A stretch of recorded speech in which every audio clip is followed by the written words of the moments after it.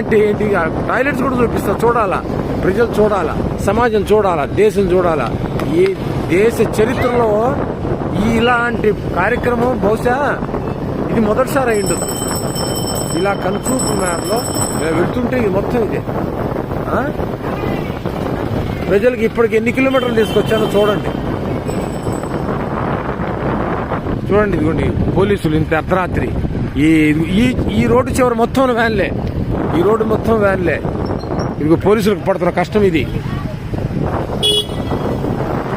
అసలు కళ్ళకి పంట అన్నమాట.